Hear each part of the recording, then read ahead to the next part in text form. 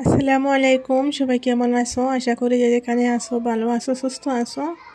আল্লাহর অশেষ রহমতে আলহামদুলিল্লাহ আমিও ভালো আছি। আজকে আবারও চলে আসছি নতুন আরও একটি রেসিপি নিয়ে আপনাদের মাঝে শেয়ার করার জন্য। আজকে হচ্ছে ফুলকপি আর ডিম দিয়ে অনেক মজার একটা রেসিপি করব। ভিডিওটা শেষ পর্যন্ত দেখতে থাকো, আশা করি আপনাদের কাছেও ভালো লাগবে। তো এখানে আমি ফুলকপি নিয়েছি, একটা ফ্রেশ ফুলকপি নিয়েছি। আর ফুলকপিগুলো আমি একেবারে ছোটো ছোটো করে কেটে নিয়েছি, এই যে দেখতেই পারতেছেন এইভাবে করে কেটে নিয়েছি। এটা আমি কেটে ধুয়ে পরিষ্কার করে নিয়েছি। তার সাথে কিছুটা ফুলকপির ডাঁটা আমি একদম ছোটো করে কেটে দিয়েছি। আর এখানে কেটে রাখা পেঁয়াজ, তারপর হচ্ছে কাঁচামরিচ নিয়েছি। আর সাথে একটা ডিম ভেঙে নিয়েছি, আপনারা দেখতেই পারতেছেন। এখন হচ্ছে কড়াইয়ে তেল দিয়ে তেল গরম হওয়ার পর জিরা দিয়েছি। এখন কেটে রাখা পেঁয়াজ আর কাঁচামরিচও দিয়ে দিলাম, দিয়ে এগুলো ভালো করে নাড়াচাড়া করে নেব। এগুলার যখন কালার চেঞ্জ হবে তখন একটু আদা রসুনের পেস্ট ব্যবহার করব। আর আমি বয়ে আসতেছি তখন বাহিরে বাচ্চারা খেলাধুলা করতেছিল, তো সেটার একটু আওয়াজ আসতেছে, সবাই ইগনোর করবেন। তো এখানে আমি এখন মশলা দিয়ে দিচ্ছি। মরিচের পাউডার দিয়েছি 1 চামচ, চায়ের চামচ দিয়ে হলুদ পাউডার আধা চামচ, ধনিয়া পাউডার আধা চামচ, তার সাথে একটু গরম মশলা দিয়েছি। দিয়ে একটু পানি দিয়েছি যাতে মশলাটা পুড়ে না যায়। পানি দিয়ে ভালো করে মশলাটা কষিয়ে নেব। মশলা ভালো করে কষিয়ে এখন আমি ফুলকপিগুলো দিয়ে দিচ্ছি। ফুলকপিগুলো দিয়ে মশলার সাথে ভালো করে নাড়াচাড়া করে নেব। এইভাবে ফুলকপি ভাজা করলে লুচি বা রুটি, পরোটা, যে কোনো কিছুর সাথে বা গরম ভাত সব কিছুর সাথে খেতে অনেক মজা লাগে।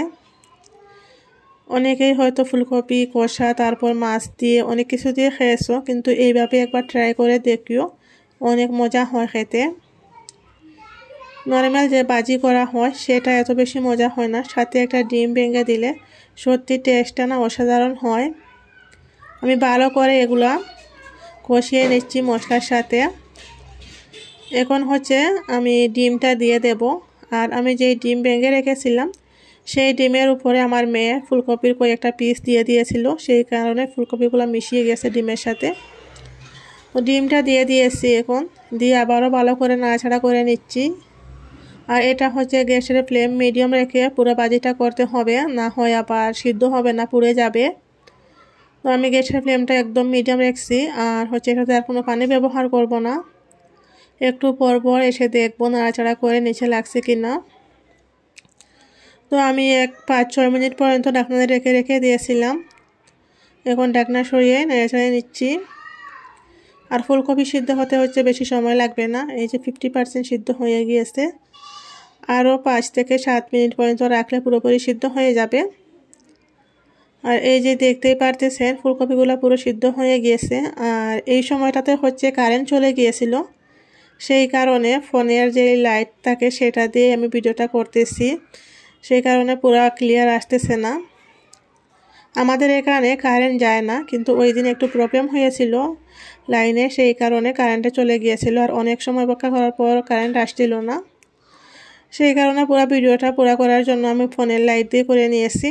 এখন আমি ধনেপাতা দিয়েছি। ধনেপাতা দিয়ে গ্যাসটা বন্ধ করে নেব, নিয়ে একটা প্লেটে পরিবেশন করে নেব। এটা অনেক মজাদার হয়েছিল ফুলকপি ভাজিটা, আপনারা একবার হলেও এভাবে ট্রাই করে দেখবেন।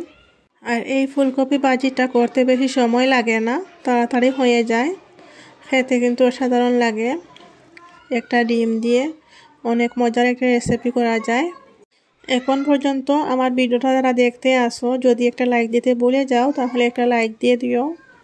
আমার চ্যানেলে নতুন হলে চ্যানেলটাকে সাবস্ক্রাইব করে নোটিফিকেশন অন করে দিও, যাতে আমি ভিডিও ছাড়ার সাথে সাথে আপনাদের কাছে পৌঁছে যায় আর আপনারা সময় সুযোগ করে দেখতে পারেন। তো এখানে আমি একটা প্লেটে ফুলকপিগুলো পরিবেশন করে নিচ্ছি। তো সবাই কমা সুন্দর দৃষ্টিতে দেখবেন, কারেন্ট না থাকার কারণে একটু অন্ধকার আসছে। আর এই যে হচ্ছে ফুলকপি ভাজির ফাইনাল লুক। রেসিপিটা কেমন লাগলো অবশ্যই কমেন্টের মাধ্যমে জানাবেন।